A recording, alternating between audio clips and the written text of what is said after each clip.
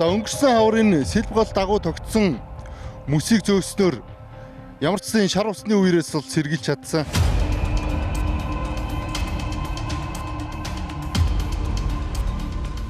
За одоо ингээ бороо ороод эхэллээ. 7-8 дугаар сард олон жилийн дунджаас их хэмжээний бороо орно гэдэг мэдээллийг цагуур орчны шинжилгээний байгууллагаас өгж байгаа маа. Тэгээ өнгөрсөн жилийн шиг их хэмжээний аадар үе давтамжтай гинт ороод эхлэвэл энэ айлуу дахиад өнгөрсөн жилийн шиг хохирох уу? Улаанбаатар үерт давтах уу? Өнгөрсөн жилийн тэр үерээсээ сургамж авч холбогдох албад ямар ажил хийсэн бэ? Үерт бэлэн үү? Тэгээ энэ чиглэлээр бид энэ удаагийн тусгай сурвалжлага бэлтгэжтэй. Одоо хүргье.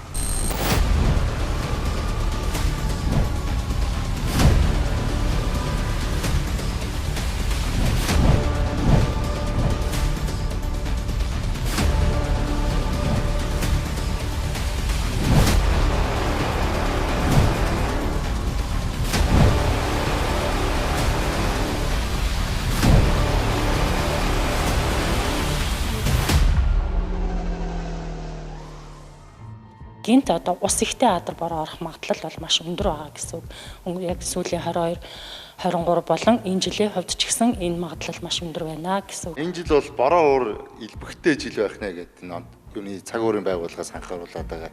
За нодлонгийн нөгөө үер маань давтагдах юм шүү дээ. За тийм эрсдэл бол бас бий. Цаг уурын байгууллагаас бол сая бас орсон одоо мэдээ гаргасан. За ер нь төвийн болон зүүн аймагуудын нутгаар 7-8 дуусраад олон жилийн дундаас ахиу хурданд орохоор байна гэж. Тэгэхээр зэрэг одоо Улаанбаатарын тэндэн үер болон эндэн үер болохгүй гэсэн бол тэр үл хэлж мэдэхгүй. Тэр бол байгалийн товчгүй хүртэн зүйл хаваараа бороо орно. Тэгээд тэр газар бол үер. Мэдээж уулын одоо сайр гууч алга одоо ийм одоо газар одоо суурсан айлгууч гэдэг юм уу тийм бүс нутаг байгаа л бол тэнд үер болох магадлал байгаа л гэсэн. Өнгөрсөн 2023 оны 7-8 дугаар сард Улаанбаатарт орсон аадар бороо 4 удаагийн үер дагуулсан. Үерт нийслэлийн 96 хорооны 31.6 мянган өрх, 364 барилга байгууламж, 300 гаруй гэр байшин сууц, 116 аж ахуй нэгж, 231 тээврийн хэрэгсэл өртөж, 4 хүн амиа алдсан. 21 байршилд гудамж зам талбай усан давтаж, 74,023 хэрэглэгч цахилгаангүй болсон зэрэг нь 246 жилийн өмнө туулын хөвөөнд суурьшсан нийслэлчүүдийн анхудаа үдсэн үерийн гамшиг биш. Тэр 1966 оны үерийг бол одоо бүх нийтээрээ мэддэг. За энэ дээр бол маш их хохирол амссан бол энэ дээр харагч 130 хүн нас орсон. Тухайн үеийн ханшаар бол 135 сая төгрөгийн хохирол учирсан байдаг. За түүний дараа энэ 1982 онд бас нэлээд томоохон үер болсон. Мэдээж хохирлын хэмжээ бага боловч одоо нас орсон хүмүүсийн тоо маш их байна. Тэгэхээр энэ бол бас нэлээд аюултай юм үер болсон. Тэгээд сүүлд одоо тэмдэглэгдсэн онуудыг ингээ харах юм бол сүүлийн жилүүдэд бол ингээд 1-2 жилийн давтамжтайгаар ингээ байнга болоод байгаа. Тэгээд өнгөрсөн ерөнхийдөө ингээ 82-оос 2009 оны үерүүдийг ингээд нийт нь базаад үзэх юм бол 247 хүн нас орсон. Тэгээд 5.3 тэрбум төгрөгийн хохирол учирсан гэсэн ийм тоо баримтууд одоо тэгээд өнгөрсөн жил болсон үерийн хохирол бол ойролцоо хэмжээгээр бодсон байлээ. Тэн дээр бол нэг 9.6 сая Америк долларын хохирол учирсан.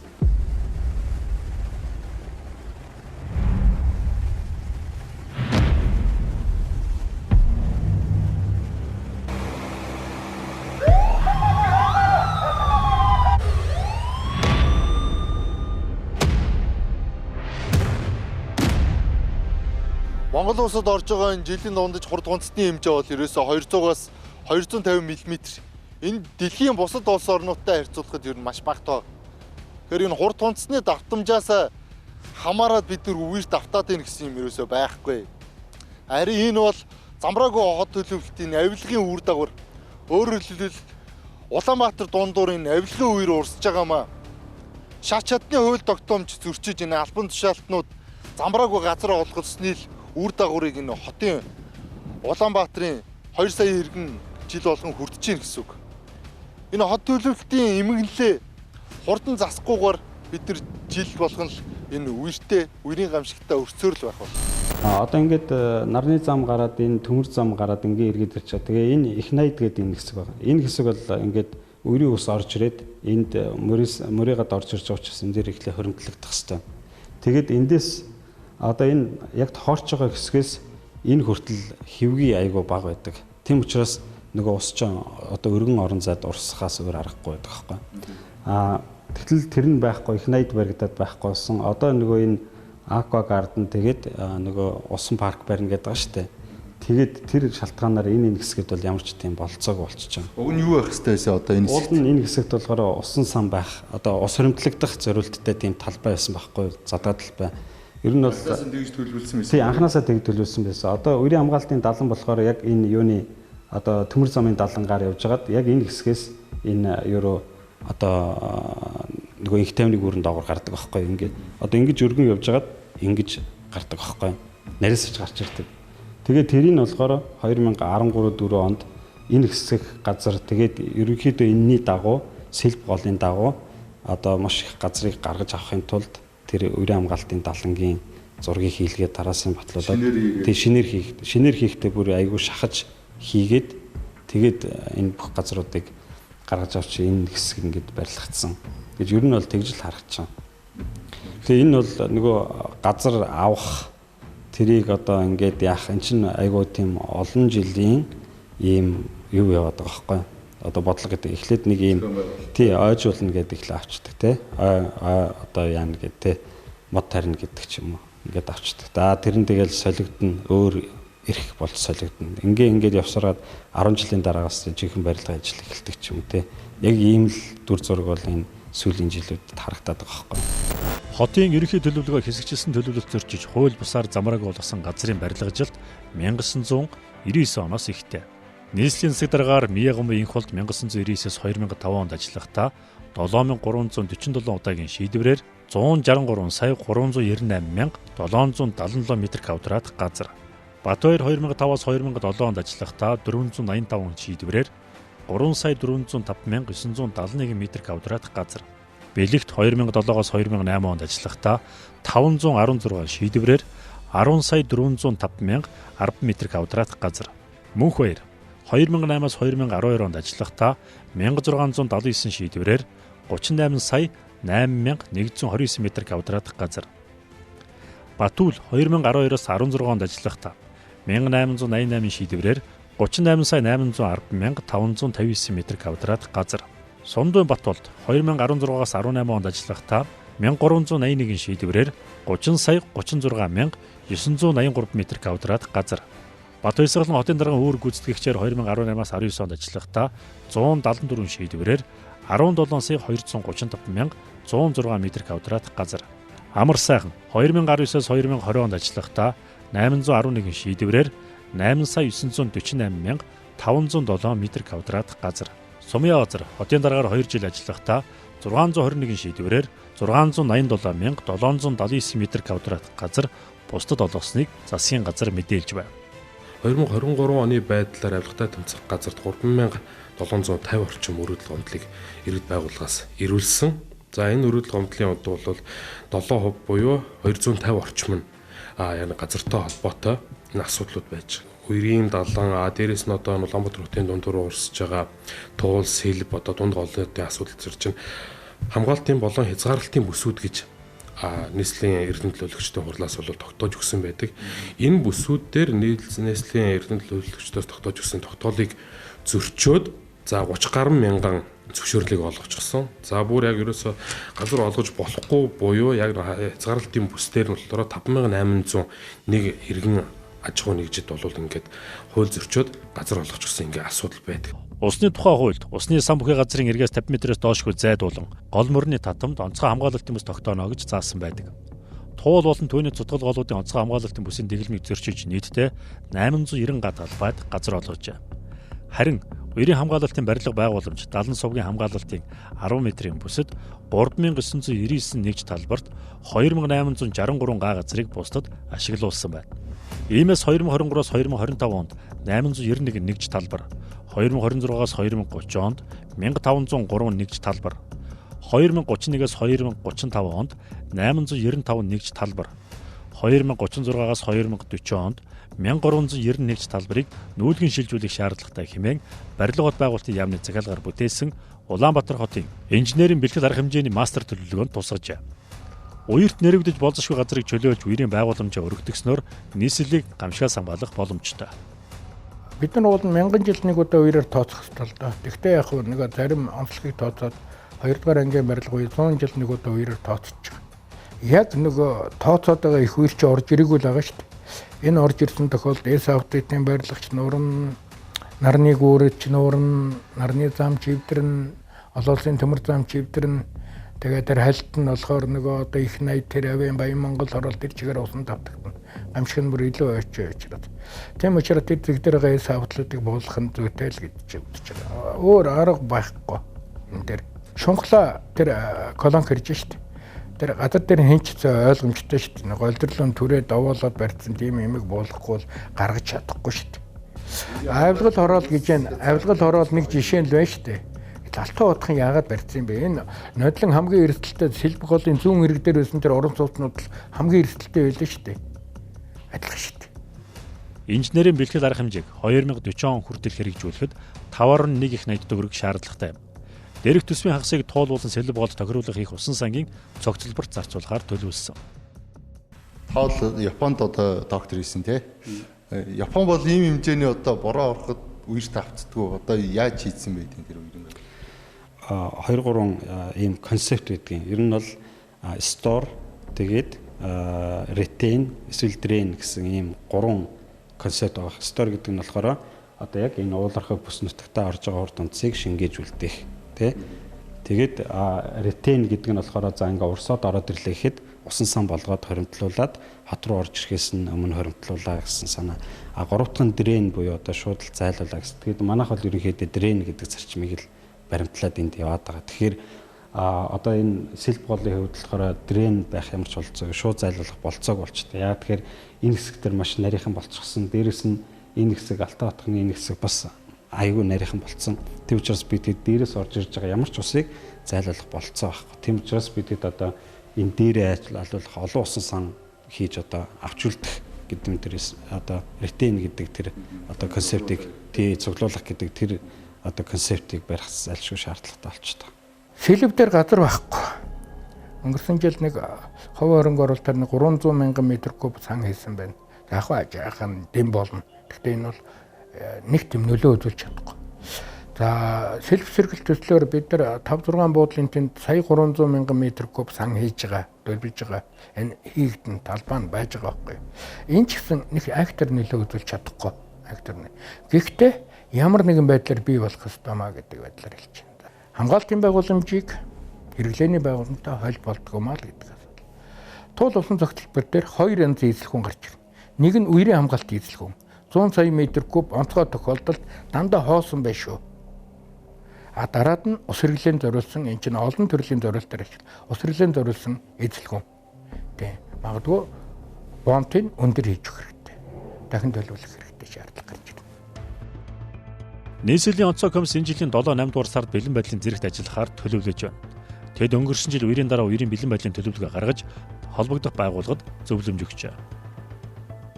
Энэ он батлагдсан. Гэхдээ энэ өнөд нь амар сууж одоо хийсэн гэсэн үг. Яг энэ бүх үерийн дараа боломжоо тэрэн дээрээ хийсэн байна тий. Тийм. Төлөвлөгөөнүүд бол энд хийсэн гэсэн үг шүү дээ.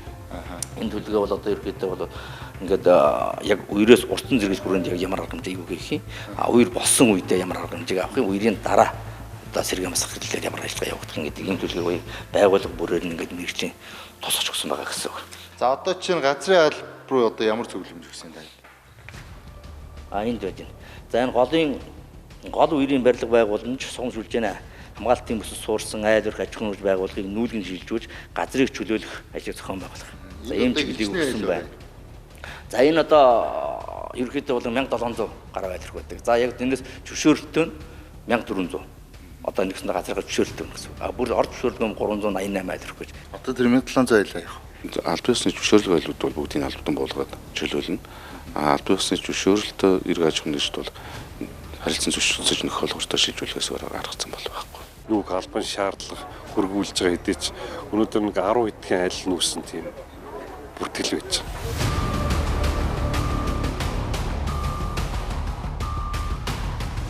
Эдрийг одоо нүүлгэлээ гэхэд тэр нүүлгийн шилжүүлээд одоо.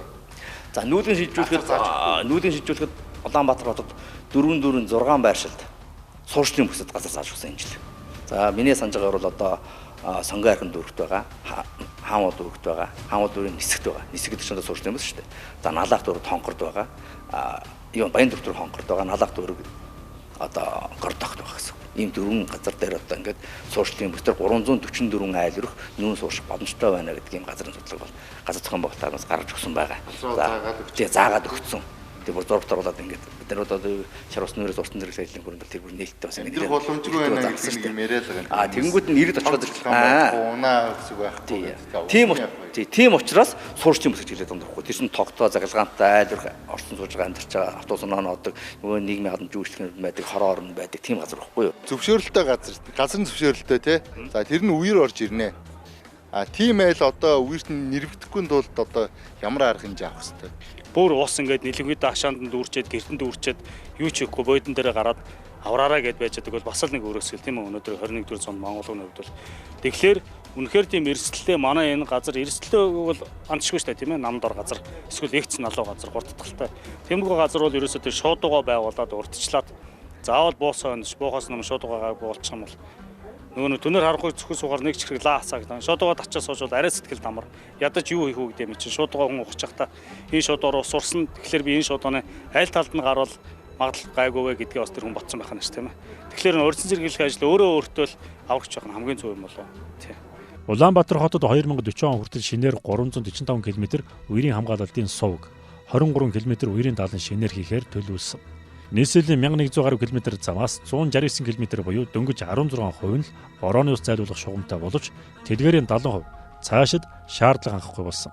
Иймээс эхний ээлжинд зам талбайн ус зайлуулах шугамын 65.2 км-ийг засаж шинээр Гачуурт налаах жаргаланд Багнуур хонхор 361 гарам эмээлт Баханга орчимд 282 км ус зайлуулах шугам шинээр байгуулах шаардлага тулжээ. Үүнд 2040 он хүртэл төсөв таслалгүй тавих учиртай. Тэрийг нь төдийлөн одоо шууд хэрэгжүүлэх хийх одоо боломж болсон үед бол бас цаг хугацаа шаардлагатай болчихсон. Өнгөрсөн намраас эхлээд өнөөдөр хүртэл яг зөв бид нар олон улсын байгууллагуудаас нэлээд төлхөө ажиллаж байна. Дэлхийн банктай бас үерийн усны асуудлаар нэг воркшоп хийсэн. Дээрээс нь одоо тодорхой төслүүдийг санал болгож одоо хэлцээрэн шидэнд явсаар байгаад сая эдийн засгийн хөгжлийн яам болон сангийн яамс дэмжигдсэн нэг ажлыг гаргацсан явчихна. Энэ бол одоо нэг 100 орчим сая долларын үерийн хамгаалтын барилга боломж барих. Энэ нэг 12 барилгал төр барих энэ урдсан төслийг бол дэмжүүлсэн явж байгаа гэсэн үг. Одоо энэ жилд хэзүүгийн хийгдэд барилга өсрэлтэй ажил 27 оноос эхлэх явна гэсэн үг. Ийм төлөвлөгөөтэй. Үндсэн томороо бол. Мөн JICA-д бол одоо энэ сэлб сэргэлтийн хүрээнд хийгдсэн одоо үерийн далайн барилга байгууламжуудыг бас санал болгоцсон гэдээ явж байгаа жишээ нь. Геодод одоо усны барилга байгууламжийн газарт ямар зөвлөмж өгсөн? За геодод усны барилга дээр голын одоо үер ус шар усны үерээс уртан зэрэг эрсдлийг бууруулахад чиглэсэн үздэг шалгалт засвар үйлчлэгийг үе шатта өргөн бүрэн зохион байгуулж үерийн далангийн цэвэрлэгээ тогтмол хийж хэвших одоо үерийн далан цуугыг нэмэгдүүлэхэд шаардлагатай хөрөнгийг тухайн жилийн төсөвт тусгуулан шийдвэрлэж үерийн ус зайлуулах одоо шугам шүлжээг нэмэгдүүлэх гэсэн ийм одоо үр хөгжсөн байна. Улаастан сувг ээж хайрхны сувгийн доод хэсэг мөн наашлаад сэлбийн одоо дунд гол сэлб голын эргийн одоо 3 байршилт одоо эргийн бэхлэгээ нь орсон. Гүр зам гүрэн байгууламж руу одоо толгож үерийн хамгаалтын барилга байгууламж үүсэж барих. Мөн дээрээс нь баруун уулын сувг, андуудын хойд хэсэг, зүүн уулын сувг, сүнжин гараанд хойтлын хэсэг гээд 7 байршилт бол үерийн далан сувгийн засвар хүргэтгэлийн ажил 5 байршилт дээр их доржин гудамж төв цэнгэлт хүрээлэн цуслангийн 2 байршилт гээд байршлууд бол борооны ус зайлуулах шум өсрэлтэй ажлыг бол хийгээд явж байна. Намраас өмнө одоо энэ ер нь барилга байгууламж барих гэж гинөө эсвэл тендер зарлаа зураг төслөөл хийх гэж байна. Ер нь бол барьж туссан. Тий. Энэ гол одоо газруудаа бол бид нар үлийн сэлб болдорны дэмжлэл анхаарал хандуулж байна.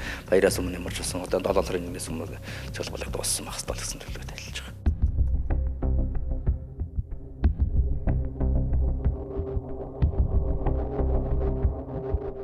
Цаг уурын байгууллага маань энэ урдсан сэргийлэх мэдээллийг бол гаргаж байгаа. Гэхдээ энэ гамшигт үзэгдэл болсон тохиолдолд энэ аюулын нөлөө энэ хүн амд яаж нөлөөлөх вэ? Хаана хохирол учруулах вэ? Цаашид яах вэ гэдэг юм нөлөөллийн эрсдлийн мэдээлэл бол гарахгүй байгаа. Олон улсын цаг уурын байгууллагууд бол энэ нөлөөллийн эрсдлийн мэдээлэл рүү явж байгаа юм билээ. Тэгэхээр 100 жилийн түүхтэй энэ байгууллага маань өнөөдөр ийшээ явах ёстой.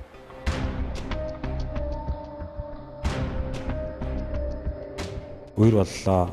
Тэ үер болж байна. Одоо маргааш яах бол одоо 5 цагийн дараа яах бол одоо прогноз өгөөч гэхээр өгж байгаа нь тэр нь болохоор маргааш одоо бороотой баг зэрэг бороотой гэсэн ийм үг өгч байгаа. Тэнгүүд баг зэрэг бороотой гэдэг нь 3-аас одоо 30 мм, бороотой гэдэг нь одоо хэдэн мм гэдэг тийм аюулгүй тийм ерөнхий одоо бидгээд зүгээр windy.com гэл одоо олон улсын цаг агаарын тийм сайт руу ороод үзэгдэл цаг-цагаар нь бидгээд орд үндэсний прогноз ч юм уу температурын прогноз авчих болцоод авах. Гэтэл манай өгч байгаа тэр прогноз л үнэхээр хангалтгүй байсан. Тэгээд энэ дээр ийм одоо загвар ажиллах ямар ч болцоог болчихж байгаа. Тэгээд энэ болохоор дор хаяж 30-30 минутын татамжтай ийм датанууд байх хэрэгтэй. Хүчтэй адар бороо маань болохоор маш богино хугацааны нэлээд төвөгтэй физик механизмын хувьд тооцоологдож гарч ирдэг.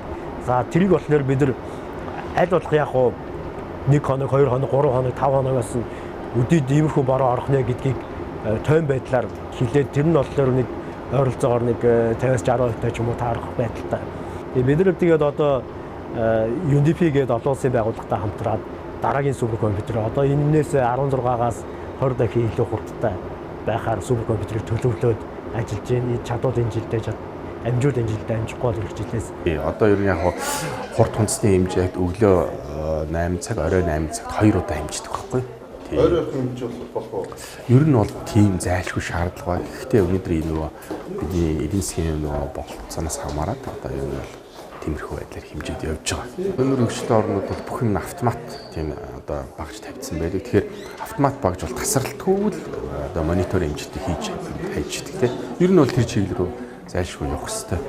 Урьдчилан мэдээлэх хувьд болохоор яг тэр одоо богино хугацааны гинтийн үер устай адар бороо орох тэр магадлалыг болохоор прогнозлохдоо одоо нөгөө ардаараар урьдчилан мэдээлдэг. Гэтэл Монгол орны хэмжээнд зөвхөн Улаанбаатарт ганцхан ардаар систем байгаа. Сүү хот улсын засгийн газрын үед буюу 2011 онд энэ ус цагуур орчны шинжилгээний байгууллагад суперкомпьютер авч өгснийг шинжилгээг одоо өрсөсөн юм байна.